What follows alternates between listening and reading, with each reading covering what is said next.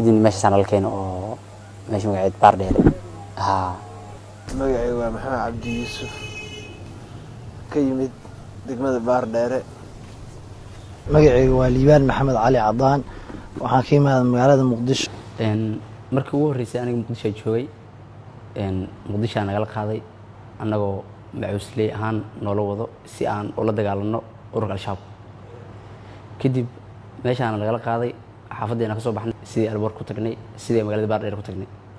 ilaa waxaa joognay adii muddo 30 aniga ku ugu dambeeyay ku jiro waxaa joogay muddo 30 iyo dhowr maalmood kale ku iga horeeyeen waxa umaleynaa inay ka badan joogeen. kadib sidii magaalada Baardheere baabuur kaga raacnay waxaa tagnay meel caan oo la yiraahdo oo shabaabku haystaan. meeshii markaa tagnay adigu waqti waxay ahayd dadii qadada kala waxay joognay galabtii oo kala mootooyin inagu qaadan ilaa 8 aheen 4 mooto keeneen meel 2 qof u raacnayna. kadib magaalada Saako inagii mootooyin noo dhiibay markii horeba noo dhiibay in loo sheegay meel hebel geeyay la dhahay 5 maalmood markaa joogno waxbaan la hadlay weynay maalinkii shanaad ay noqdeen meel ayaga maxkamad u hingeeyay waxbay naga qorqoreen adiga meeshii aku dhalatay kala tusaalahan waxa aadaasiga lambarkaaga meesha ku dhalatay meesha ka imaatay waxa noocaasa jilibana la geeyay dana jilib markaan la geeyay hadan sidoo kale meel la dejiyeen muddo 3 maalmood markaa deganahay maalinkaas ku xigtayna la waday 6 kale sidoo kale muuqaalkeena la soo duubay caanooli markaa tagna darawalkii tagay wuxuu dhahay nimankaana wada waxaana ka imaadeen ADC intuu darawalka ninka taagna anaga u jeednaa ma ogtahay waa la soo wacay ninka meesha taagna shabaabka ah raggaas ma kula taagin raggaas mooto noo soo saar haye darawalkii oo la hadlay wuxuu dhahay soo deji raggaan iska bax lacagtaada ka qaad darawalkii baabuurka wuuna dejiyo waa naga tagay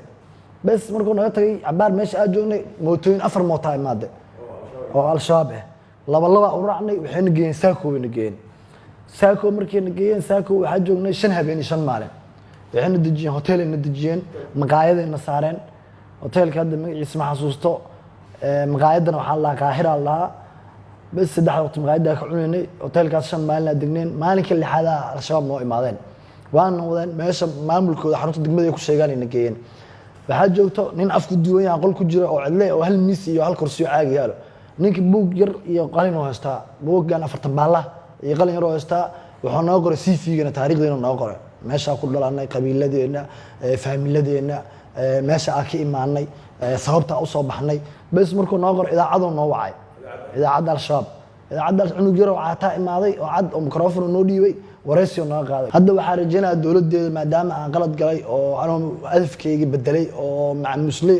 oo shabaab in dalkayga ka xoray deegaanadeeda macnaha mowqifkayga qaatay hadana mowqifkayga bedelay waliba rag aan ila mid ah shabaab ay la xiriireen mowqifkayga ay bedeleen waxa rajaynayaa dawladeeda Soomaaliya inay cafis rajaynaa fiidiyoga naga lameystay marka wax cadaadis fiidiyoga oo ka dambeeyay in naga la duubo oo dhibaatada naloo geystana waa suldaankii markaa iyo ninka maxkamadda u haystay jubooyinka oo leeyahay qorgoysana isla shaqaala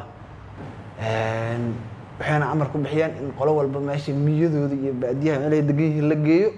oo ayaga ay xukumaan laakiin aysan ka bixi karin meesha aan la geeyay baadiyaha iska galnay muddo joognay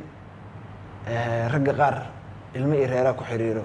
waxyaabaha ugu leeyahay badnaa waxa kamid ah inta jidka ku sii jirno gaariga yaa waxa hawada soo gashay diyaarad wala maqlaa marka guuxeeda isla markii geeday in ku hoos galiyeen yaa ayagana ka carreen anna iyaga carreen diyaaradii 30 daqiiqo muddo ka yaranay ila diyaarad gaari waxa saarnaa ninkii markaas haystay jilib iyo ninka saldhigga haysto